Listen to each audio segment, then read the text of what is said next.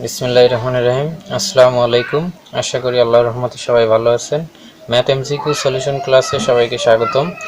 আজকে আমরা অষ্টম শ্রেণীর প্যাটার্ন অধ্যায়ের এমসিকিউ নিয়ে আলোচনা করব, যা বিগত জেএসসি পরীক্ষায় আসছে বিভিন্ন বোর্ডে।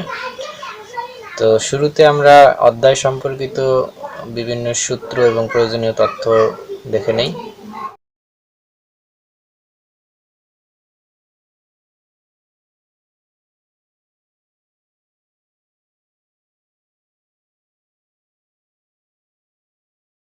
প্রথম প্রশ্ন, 1, 3, 5, 7 প্যাটার্নটি কোন বীজগণিতীয় রাশিকে সমর্থন করে? তো এটা আমরা যদি আমাদের মনে থাকে যে 1, 3, 5, 7 এটা হলো বিজোড় স্বাভাবিক সংখ্যা। তো বিজোড় স্বাভাবিক সংখ্যার সাধারণ পদ বা বীজগণিতীয় রাশি হলো 2ক বিয়োগ 1। আর যদি মনে না থাকে তাহলে আমাদের দেখতে হবে এখানে সাধারণ পদ কত। 1 আর 3 এর মধ্যে পার্থক্য 2, 3, 5 এর মধ্যে 2, তো এখানে পার্থক্য হলো 2। তো দ্বিতীয় পদ্ধতি হলো প্রদত্ত প্যাটার্নের মধ্যে পার্থক্য কত, 2, প্রতিপদের পার্থক্য হলো 2।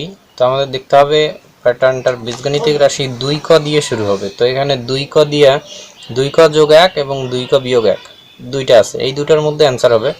তো এখানে আমাদের দেখতে হবে কর মান 1 বসালে প্রথমটা পাওয়া যায় কিনা, 2 বসালে দ্বিতীয়টা, 3 বসালে তৃতীয়টা, এরকম যেটা পাওয়া যাবে সেটা হবে অ্যান্সার।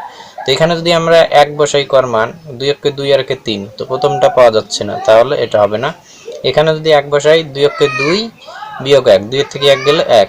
আবার যদি কর মান 2 বসাই, 2 দুগুণে 4, 4 এর থেকে 1 গেলে 3, তাহলে আমরা কাঙ্ক্ষিত ফলাফল পাইলাম 2ক বিয়োগ 1। পরবর্তী প্রশ্ন, 20 এর মৌলিক গুণনীয়ক কোনটি? তোমরা যদি ভাঙাই, 2 দিয়ে দিলে 10 দুগুণে 20, আবার 2 দিয়ে 5 দুগুণে 10। তো 20 এর এখানে মৌলিক উৎপাদক পাওয়া গেল 2 এবং 5 আছে, তাহলে 20 এর মৌলিক গুণনীয়ক হলো 5 এখানে। পরের প্রশ্ন, ঢাকা বোর্ড 2019, কোন সংখ্যাগুলো ফিবোনাক্কি সংখ্যা? যদি কোনো প্যাটার্নের পাশাপাশি দুইটি সংখ্যার যোগফল পরবর্তী সংখ্যার সমান হয় তাহলে সেই প্যাটার্নটি হবে ফিবোনাক্কি সংখ্যা। এখানে যদি আমরা 0 আর 1 যোগ করি তাহলে আমাদের আসতেছে 1, যেটা পরবর্তী সংখ্যার সমান। 0 আর 1 1, 1 আর 1 2, 1 আর 2 3, তাহলে পাশাপাশি দুইটি সংখ্যার যোগফল পরবর্তী সংখ্যার সমান হচ্ছে যেহেতু এটা, তাহলে এটাই হলো ফিবোনাক্কি সংখ্যা।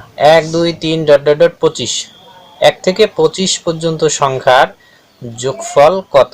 ক্রমিক স্বাভাবিক সংখ্যার সমষ্টির সূত্র ক ইন্টু ক যোগ 1 বাই 2, অর্থাৎ ক হইল পদ সংখ্যা, কর মান এখানে হইল 25, তাহলে ক ইন্টু ক যোগ 1 বাই 2, তাহলে কর মান 25, তাহলে 25 ইন্টু 25 যোগ 1 ভাগ হলো 2, তাহলে দাঁড়াচ্ছে হলো 25 গুণন 25 কে 26 বাই 2, 2 13 দুগুণে 26, 13 325, সংখ্যার সমষ্টি হবে 325। 0 1 1 2 3 প্যাটার্নটির নবম পদ কত? তো প্যাটার্নটা দেখা যাচ্ছে যে পাশাপাশি দুইটি সংখ্যার যোগফল পরবর্তী সংখ্যার সমান হচ্ছে। 0 আর 1 1, 1 আর 1 2, 1 আর 2 3, তাহলে এভাবে এটা যেহেতু একটা ফিবোনাক্কি সংখ্যার প্যাটার্ন, তাহলে পঞ্চম পদ পর্যন্ত আছে, তাহলে পাশাপাশি দুইটি সংখ্যা যদি যোগ করি 2 আর 3 এ, পরেরটা হবে 5, আবার 3 আর 5 এ হবে 8, 8 আর 5 এ হবে 13, 13 আর 8 এ হবে 21, তাহলে আমাদের এখানে 6 7 8 9, নবমতম পদ হইল 21, তাহলে আমাদের প্যাটার্নটির নবমতম পদ হবে 21। পরের প্রশ্ন, 1 থেকে 15 পর্যন্ত ক্রমিক স্বাভাবিক জোড় সংখ্যার সমষ্টি কত? ক্রমিক জোড় সংখ্যার সমষ্টির সূত্র ক ইন্টু ক যোগ 1। ক বলতে কি এখানে পদ সংখ্যা, অর্থাৎ কয়টি সংখ্যার যোগফল। 1 থেকে 15 মধ্যে জোড় সংখ্যা আছে 2 4 6 8 10 12 14, তাহলে 1 2 3 4 5 6 7টা, তাহলে 7টা, তাহলে সূত্র হচ্ছে ক ইন্টু ক যোগ 1, তাহলে কর মান 7, 7 ইন্টু 7 যোগ 1 সমান 7 গুণন 7 আর 8, 27 56, তাহলে এখানে 1 থেকে 15 পর্যন্ত ক্রমিক স্বাভাবিক সংখ্যার সমষ্টি হবে 56। 5 ক্রমের ম্যাজিক বর্গটির ম্যাজিক সংখ্যা কত? ম্যাজিক সংখ্যার সূত্র হলো ক ইন্টু ক স্কোয়ার প্লাস 1/2। ক কি? এখানে কত ক্রম, এখানে বলা হয়েছে 5 ক্রম, তাহলে কর মান হবে 5। ক ইন্টু ক স্কোয়ার যোগ 1 বাই হলো 2, তাহলে কর মান কত? 5। তাহলে 5 ইন্টু 5 স্কোয়ার যোগ 1 বাই হলো 2, তাহলে 5 গুণন 5 স্কোয়ার 25 আর 1 26, 26/2, তাহলে 13 দুগুণে 26, 5 13 65। ম্যাজিক সংখ্যা হবে 65। পরবর্তী প্যাটার্ন আছে যে প্যাটার্নটি ষষ্ঠ পদ কত, তাহলে পার্থক্য কত? 0 আর 1 এর মধ্যে পার্থক্য 1, এখানে হলো পার্থক্য হলো 3, এখানে পার্থক্য 5, এখানে পার্থক্য 7। তো পরবর্তী পার্থক্য তাহলে কি হবে? এখানে পার্থক্য প্রতিবার 2 করে বাড়তেছে, তাহলে পরবর্তী পার্থক্য হবে 9। এখানে 1 2 3 4 5, 5 পর্যন্ত দেওয়া আছে 6 পরেরটা, তাহলে এখানে 16 আর 9 25, তাহলে পরবর্তী সংখ্যাটা হবে 25। অথবা আরেকটা প্যাটার্ন এখানে পরিলক্ষিত করা যায়, সেটা হলো যে এখানে প্রত্যেকটা সংখ্যার স্কোয়ার করে বসানো হয়েছে। 0 এর স্কোয়ার 0, 1 এর স্কোয়ার 1, 2 এর স্কোয়ার 4, 3 এর স্কোয়ার 9, 4 এর স্কোয়ার 16, তাহলে পরবর্তীতে আসবে 5 এর স্কোয়ার 25। পরবর্তী প্রশ্ন, 779 সংখ্যাটি কোন বীজগণিতীয় রাশির 111তম পদ? তো এখানে যে বীজগণিতীয় রাশিগুলো দেওয়া আছে সেখানে কর পরিবর্তে 111 বসালে, যেখানে বসালে 779 আসবে সেটা হবে এটার বীজগণিতীয় রাশি। তো আমরা প্রথম পদে বসায় দেখি 7 ক মাইনাস 2, তাহলে 7 গুণন 111 মাইনাস 2 775, তাহলে এটা বীজগাণিতিক রাশি না। পরেরটা 7 ক যোগ 2, 7 গুণন 111 যোগ 2 779, তাহলে এই যে আমাদের কাঙ্ক্ষিত ফলাফল পেয়ে গেলাম 7 ক যোগ 2। পরবর্তী প্রশ্ন, 26কে দুইটি ভিন্ন মৌলিক সংখ্যার সমষ্টি রূপে কতভাবে প্রকাশ করা যায়? এখানে আমাদের মনে রাখতে হবে যে 26কে প্রথমত এখানে বর্গের সমষ্টি না, এখানে হলো মৌলিক সংখ্যার সমষ্টি, আর দ্বিতীয়ত হলো ভিন্ন মৌলিক, একই মৌলিক সংখ্যা হওয়া যাবে না। তাই ভাঙাতে পারি 3 ভাবে। 23 আর 3 যোগ করলে হয় 26, 7 আর 19 যোগ করলে হয় 26, 13 আর 13 যোগ করলে হয় 26। অর্থাৎ এখানে একই মৌলিক সংখ্যা দিয়া 26কে একবার প্রকাশ করা যায়, কিন্তু আমাদের বলা হয়েছে ভিন্ন, এই কারণে আমাদের 13 যোগ 13 এটা নেওয়া যাবে না। তাহলে ভিন্ন মৌলিক সংখ্যার সমষ্টি রূপে প্রকাশ করা যাবে 2 ভাবে, 3 যোগ 23 আর 7 যোগ 19। তো আর যদি ভিন্ন কথাটা না থাকতো তাহলে 3 ভাবে। পরবর্তী প্রশ্ন, বিজোড় স্বাভাবিক সংখ্যা প্যাটার্নের বীজগণিতিক রাশি কোনটি? আমরা জানি বিজোড় স্বাভাবিক সংখ্যার বীজগণিতিক রাশি হলো 2 ক বিয়োগ 1। যদি মনে থাকে তাহলে তো একবারে আমরা দেখাইতে পারবো, আর যদি মনে না থাকে তাহলে আমাদের যেটা করতে হবে, এই বীজগণিতীয় রাশিতে কর মান 1 2 3 4 যে কোনো সংখ্যা বসাইলেই যদি বিজোড় সংখ্যা আসে তাহলে বুঝতে হবে ওইটা বিজোড় স্বাভাবিক সংখ্যার প্যাটার্নের বীজগণিতিক রাশি। তো এখানে যদি আমরা 2 কর মধ্যে কর মান 1 বসাই, তাহলে 2 অক্ষে 2 জোড় আসলো, তাহলে এটা হবে না। এখানে যদি বসাই 1, 3 অক্ষে 3 আর 1 4 জোড় আসতেছে, এটা হবে না। এখানে যদি বসাই 2 অক্ষে 2, 2 এর থেকে 1 গেলে 1, তাহলে এখানে বিজোড় আসতেছে। যদি 2 বসাই 2 দুগুণে 4, 4 এর থেকে 1 গেলে 3, 3 বসালে 3 দুগুণে 6, 6 এর থেকে 1 গেলে 5। তাহলে এখানে আমরা কর মান যে সংখ্যায় বসাই না কেন সবসময় বিজোড় সংখ্যা আসতেছে, তাহলে আমাদের বুঝতে হবে এটা বিজোড় স্বাভাবিক সংখ্যা প্যাটার্নের বীজগণিতিক রাশি।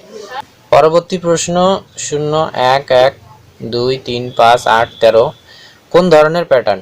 তো এখানে প্যাটার্নটা একটু লক্ষ্য করলে আমরা দেখতে পাচ্ছি যে পাশাপাশি দুইটি সংখ্যার যোগফল পরবর্তী সংখ্যার সমান হচ্ছে। 0 আর 1 1, 1 আর 1 2, 1 আর 2 3, এভাবে। তাহলে যেহেতু পাশাপাশি দুইটি সংখ্যার যোগফল পরবর্তী সংখ্যার সমান হলে তাকে আমরা কি বলি? ফিবোনাকি সংখ্যা। তাহলে এটা হবে ফিবোনাকি সংখ্যার প্যাটার্ন। পরবর্তী প্রশ্নে এটা ম্যাজিক বর্গ দেওয়া আছে 4 6, এদিকে 4 ক 8, তো এখানে বলছে যে ক চিহ্নিত ঘরের মান কত, তাহলে আমাদের দেখতে হবে, আমরা জানি ম্যাজিক বর্গ হলো সব দিকে যোগফল একই হয়। এদিকে যোগফল কত হচ্ছে 4 আর 11, 15, 15 হচ্ছে 21, এখানে 6 আর 5 11 আর 10 21, তাহলে সব দিকে যেহেতু 21 হচ্ছে তাহলে এইদিকেও 21 হবে।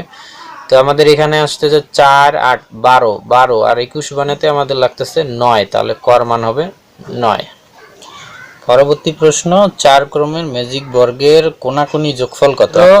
আমরা জানি ক ইন্টু ক স্কোয়ার যোগ 1/2, তাহলে কর মান এখানে 4, 4 ইন্টু 4 স্কোয়ার যোগ 1/2, 2 কে 2, 2 দুগুণে 4, 2 গুণন 4 4 16 আর 1 17, 17 দুগুণে 34, তাহলে 4 ক্রমের যেদিকেই চাক না কেন কোনাকুনি বা সোজাসুজি, তাহলে ম্যাজিক সংখ্যা হবে 34। পরবর্তী প্রশ্ন, 1 থেকে 20 এর মধ্যে কতটি সংখ্যাকে দুইটি বর্গের যোগফল আকারে প্রকাশ করা যায়?